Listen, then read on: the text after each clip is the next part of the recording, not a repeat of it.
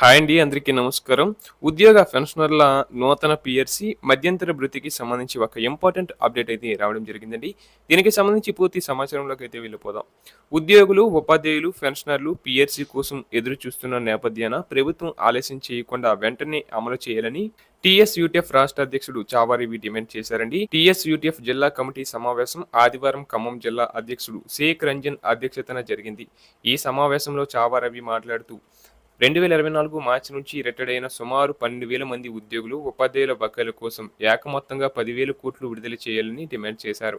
అలాగే GPF, CPS, ఉపాధ్యాయుల DA బకాయిలు విడుదల చేయడంతో పాటు 4 డిఏలను ప్రకటించాలని, హెల్త్ కార్డుల ద్వారా నగదు రహిత వైద్యం అందే చర్యలు తీసుకోవాలని కోరారు.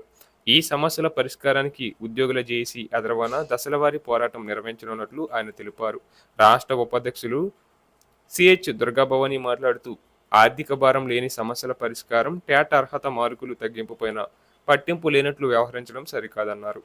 అనంతరం సిపిఎస్ రద్దు, 2003 డిఎస్సి టీచర్లకు పాత పెన్షన్ అమలు, కేజీబీవీ సమగ్ర శిక్ష ఉద్యోగులకు బేసిక్ పే, మోడల్ స్కూళ్లు, గురుకులాల ఉద్యోగులకు హెల్త్ కార్డులు అమలుపై తీర్మానాలు ఆమోదించారు. తొలుత జ్యోతిరావు పూలే చిత్రపటం వద్ద నివాళులర్పించారు. జిల్లా ప్రధాన కార్యదర్శి పారుపల్లి నాగేశ్వరరావు, ఉపాధ్యక్షులు బర్రి వెంకన్న, షేక్ యూసఫ్ సైదా, కౌశాధికారి రాంబాబు, నర్సయ్య, నాగేశ్వరరావు, ఉద్దండ సురేష్, రామకృష్ణ, కోటేశ్వరరావు, విజయ్, సుధాకర్ తదితరులు పాల్గొన్నారు.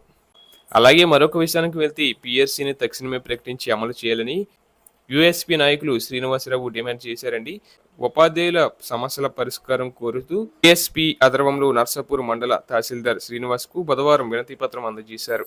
ఈ సందర్భంగా ఆయన మాట్లాడుతూ పెండింగ్లో ఉన్న డిఏ బకాయిలను విడుదల చేయాలని, ఉద్యోగులు పెన్షనర్ల పెండింగ్ బకాయిలను చెల్లించాలని, సిపిఎస్ను రద్దు చేసి ఓపీఎస్ను పునరుద్ధరించాలని, పాఠశాలల్లో ఉపాధ్యాయ ఖాళీల భర్తీ తదితర ప్రధాన డిమాండ్లను ప్రభుత్వం పరిష్కరించాలని కోరారు.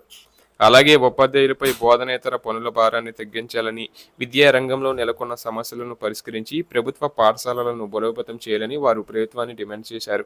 ఈ కార్యక్రమంలో మండల ఉపాధ్యక్షులు, నాయకులు శ్రీనివాస్, రవి, గంగాధర్రావు, రమేష్, రాజు, చంద్రశేఖర్, అనిల్, శ్రీనివాస్, సత్యనారాయణ, అప్పలనాయుడు, శంకర్, సర్వేష్, వస్త్రం తదితర ముఖ్య నాయకులు పాల్గొన్నారు.